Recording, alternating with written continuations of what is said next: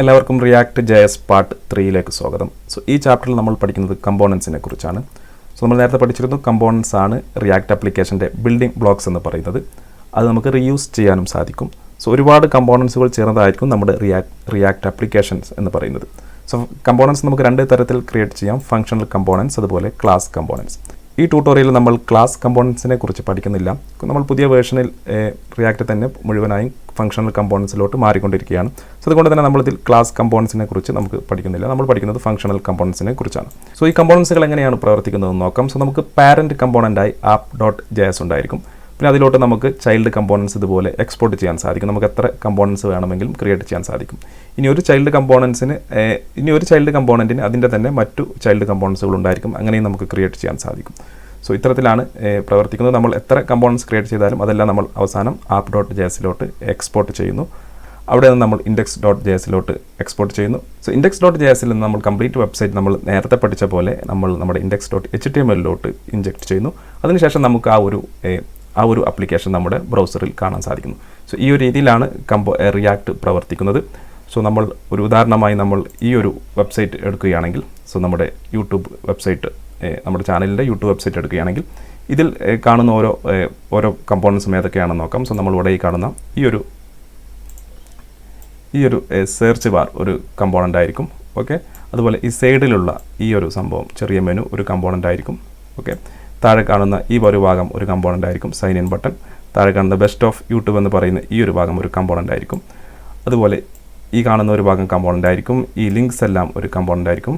Okay, അങ്ങനെ നമ്മുടെ വെബ്സൈറ്റിൽ കാണുന്ന, നമ്മുടെ വെബ് ആപ്ലിക്കേഷനിൽ കാണുന്ന ഓരോ ചെറിയ HTML എലമെൻറ്റ് അടങ്ങിയിട്ടുള്ള ഓരോ ഭാഗങ്ങളും ഓരോ കമ്പോണൻ്റായി ക്രിയേറ്റ് ചെയ്തിട്ടാണ് നമ്മൾ പാരൻറ്റ് കമ്പോണൻറ്റിലോട്ട് എക്സ്പോർട്ട് ചെയ്യുന്നത്. സോ നമ്മൾ ഇപ്പോൾ ഇവിടെ താഴെ കാണുന്ന ഒരുപോലെയുള്ള ഈ കമ്പോണൻറ്റുകൾ നമ്മൾ ബേസിക്കലി ഒരു കമ്പോണൻറ്റ് മാത്രമേ ക്രിയേറ്റ് ചെയ്യുകയുള്ളൂ.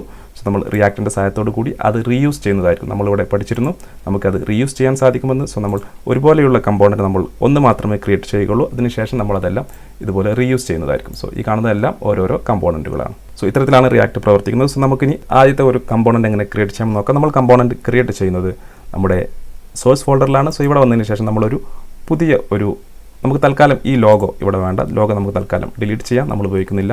ലോഗോ ഡിലീറ്റ് ചെയ്യുന്നു. ഇവിടെ നിന്നും സോ ഇമ്പോർട്ട് ലോഗോ എന്ന് പറയുന്ന ഈ ഒരു സംഭവം നമ്മൾ ഡിലീറ്റ് ചെയ്യുന്നു. ശേഷം നമുക്ക് സേവ് ചെയ്യാം. സേവ് ചെയ്ത് കഴിഞ്ഞാൽ നമുക്ക് ഇവിടെ ഹലോ വേൾഡ് എന്ന് തന്നെ ലഭിക്കും. സോ ലോഗോ നമ്മൾ ഡിലീറ്റ് ചെയ്തു. ഇനി നമ്മൾ സോഴ്സ് ഫോൾഡറിൽ നമ്മൾ ഒരു പുതിയ ഫോൾഡർ ക്രിയേറ്റ് ചെയ്യുന്നു. ഫോൾഡർ ക്രിയേറ്റ് ചെയ്തതിന് ശേഷം നമ്മൾ അതിന് കമ്പോണൻസ് എന്ന പേര് കൊടുക്കുന്നു. ഓക്കെ, കമ്പോണൻസിനുള്ളിൽ നമ്മൾ പുതിയ ഒരു ഫയൽ ക്രിയേറ്റ് ചെയ്യുന്നു. പുതിയ കമ്പോണൻറ്റ്, ആദ്യത്തെ കമ്പോണൻ്റ് ആണ്.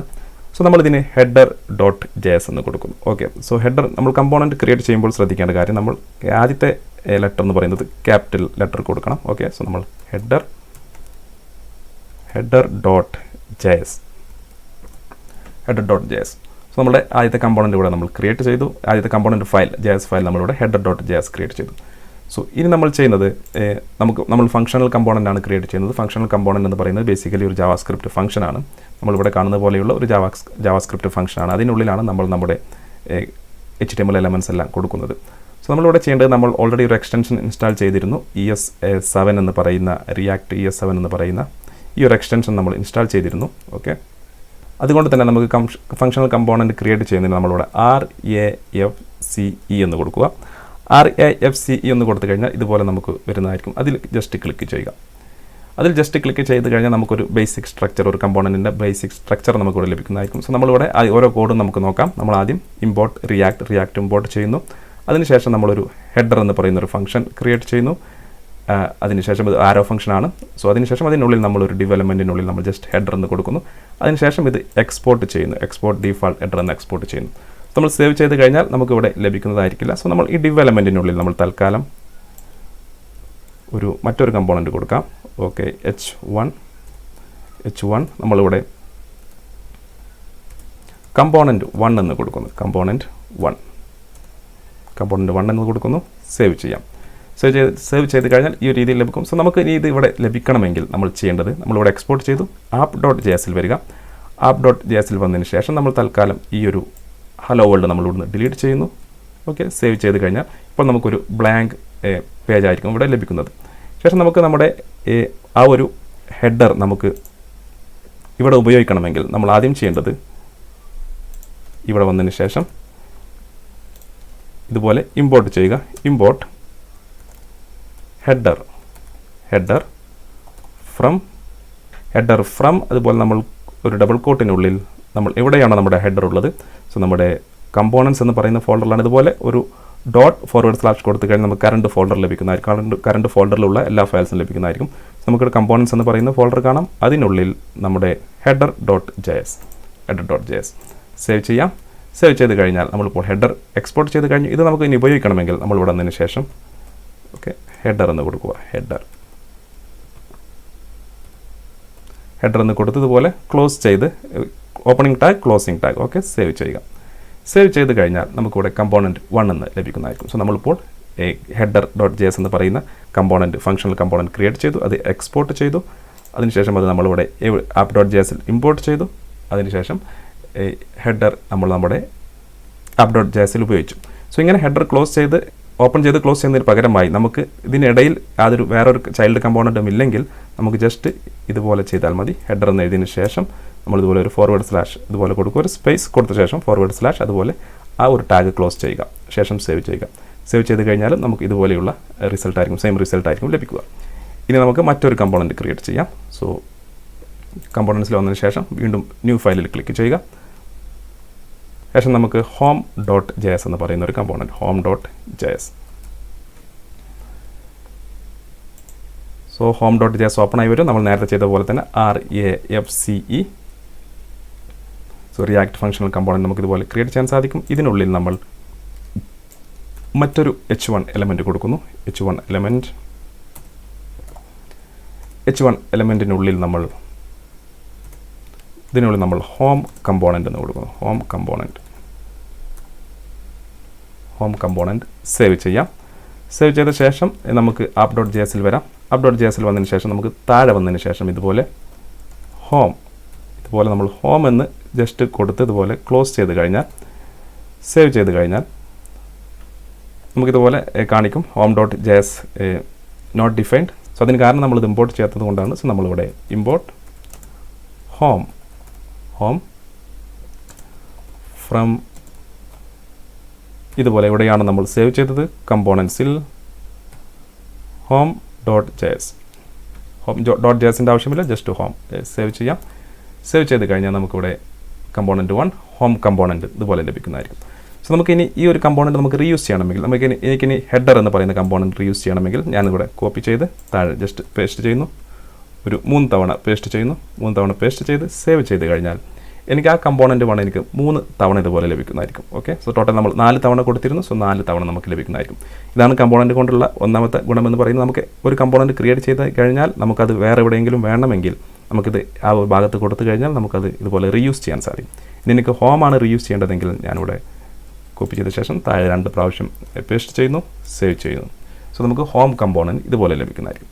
ഇനി നമുക്ക് ഹോം കമ്പോണൻറ്റിൻ്റെ ഉള്ളിൽ നമുക്കൊരു ചൈൽഡ് കമ്പോണൻറ്റ് കൊടുക്കണമെങ്കിൽ സോ നമ്മളിവിടെ വരിക. നമ്മൾ നേരത്തെ പഠിച്ചിരുന്നു നമുക്കൊരു ചൈൽഡ് കമ്പോണൻറ്റിൻ്റെ ഉള്ളിൽ നമുക്ക് വീണ്ടും ഈ ചൈൽഡ് കമ്പോണൻറ്റ്സ് കൊടുക്കാൻ സാധിക്കുന്നതാണ്. ഉദാഹരണമായി നമ്മളിവിടെ വേറൊരു ഫയൽ ക്രിയേറ്റ് ചെയ്യുന്നു. child.js എൻ്റർ ചെയ്യുന്നു. ശേഷം നമ്മളിവിടെ RAFCE എന്ന് കൊടുക്കുന്നു, എൻ്റർ ചെയ്യുന്നു. സോ നമുക്കിതുപോലെ ലഭിക്കുന്നു. സോ പ്രത്യേകം ശ്രദ്ധിക്കേണ്ട കാര്യം നമ്മുടെ ഫംഗ്ഷൻ നെയിമും നമ്മുടെ ആ ഒരു ഫയൽ നെയിമും സെയിം ആയിരിക്കണം. നമുക്ക് ചൈൽഡ് അതുപോലെ നമ്മളിവിടെ ഹോമിൽ വരികയാണെങ്കിൽ നമുക്കിവിടെ ഹോം ഫംഗ്ഷൻ നെയിം അതുപോലെ ഫയൽ നെയിമും ഹോം. സോ നമ്മൾ RAFC എൻ്റർ ചെയ്ത് കഴിഞ്ഞാൽ സെയിം രീതിയിലായിരിക്കും ലഭിക്കുക. സോ നമ്മൾ മാനുവലി കോഡ് എഴുതുകയാണെങ്കിൽ ആ ഒരു രീതിയിൽ എഴുതേണ്ടതാണ്. സോ നമ്മളിവിടെ ഒന്ന് സേവ് ചെയ്യുന്നു. അതിനുശേഷം നമ്മൾ ഈ ഡെവലപ്മെൻറ്റിനുള്ളിൽ വന്നതിന് ശേഷം നമ്മളൊരു h2 എലമെൻറ്റ് കൊടുക്കുന്നു. ഇതിനുള്ളിൽ നമ്മൾ ചൈൽഡ് കമ്പോണൻറ്റ് ഓഫ് ഹോം എന്ന് കൊടുക്കുന്നു. സേവ് ചെയ്യുന്നു. നമ്മളിവിടെ എക്സ്പോർട്ട് ചെയ്തിട്ടുണ്ട്. നമുക്കിനി ഇത് ഉപയോഗിക്കേണ്ടത് ഹോം കമ്പോണൻറ്റിലാണ്. സോ നമ്മൾ home.jsൽ വരുന്നു. ഇവിടെ വീണ്ടും നമ്മളത് ഇമ്പോർട്ട് ചെയ്യുന്നു.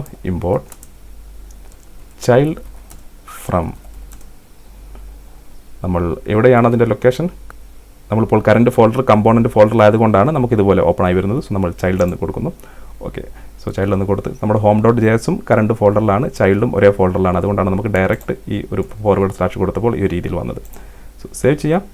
നമുക്ക് താഴെ ഇത് കൊടുക്കേണ്ടതുണ്ട്. ഓക്കെ, സോ നമ്മൾ താഴെ അത് കൊടുത്താൽ മാത്രമേ, ചൈൽഡ് കമ്പോണൻറ്റ് കൊടുത്താൽ മാത്രമേ നമുക്കിവിടെ കാണാൻ സാധിക്കുകയുള്ളൂ. സോ നമ്മളിവിടെ ചൈൽഡ് ഇതുപോലെ കൊടുക്കുന്നു, സേവ് ചെയ്യുന്നു.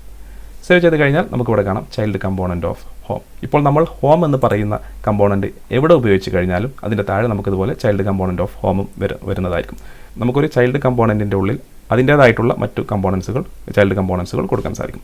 ഇനി ഞാൻ ഹോം ഒരു തവണ കൂടി കോൾ ചെയ്യുകയാണെങ്കിൽ, ഹോം സേവ് ചെയ്യാം. ഒരു തവണ കൂടി കോൾ ചെയ്ത് കഴിഞ്ഞാൽ താഴെയും അതുപോലെ ഈ ചൈൽഡ് കമ്പോണൻറ്റ് നമുക്ക് ലഭിക്കുന്നതായിരിക്കും. സോ ഇത്തരത്തിൽ നമുക്ക് കമ്പോണൻറ്റുകൾ ക്രിയേറ്റ് ചെയ്യാം. സോ കമ്പോണൻറ്റ് നമുക്ക് നമ്മുടെ ആപ്ലിക്കേഷനിൽ റീയൂസ് ചെയ്യാൻ സാധിക്കും. അതുപോലെ നമ്മൾ കമ്പോണൻറ്റ് ക്രിയേറ്റ് ചെയ്യുന്നത് നമ്മളിവിടെ ക്രിയേറ്റ് ചെയ്തത് ഫങ്ഷണൽ കമ്പോണൻ്റ് ആണ്. സോ ഫങ്ഷണൽ കമ്പോണൻറ്റ് ബേസിക്കലി ഒരു ജാവാസ്ക്രിപ്റ്റ് ഫംഗ്ഷനാണ്, ഒരു ആരോ ഫംഗ്ഷനാണ്. സോ റിട്ടേൺ മെത്തേഡിനുള്ളിലാണ് നമ്മളിതെല്ലാം കൊടുക്കുന്നത്. അതിനുശേഷം നമ്മളിത് എക്സ്പോർട്ട് ചെയ്യുന്നു. എക്സ്പോർട്ട് ചെയ്തതിന് ശേഷം നമ്മൾ എവിടെയാണ് ഉപയോഗിക്കുന്നത് അവിടെ നമ്മളിത് ഇമ്പോർട്ട് ചെയ്യുന്നു. ഇമ്പോർട്ട് ചെയ്ത ശേഷം നമുക്കിതുപോലെ താഴെ കൊടുത്ത പോലെ നമുക്കിതുപോലെ കമ്പോണൻറ്റ് ടാഗ് കൊടുത്തു കഴിഞ്ഞാൽ നമുക്കത് നമ്മുടെ ആപ്ലിക്കേഷനിൽ യൂസ് ചെയ്യാൻ സാധിക്കും.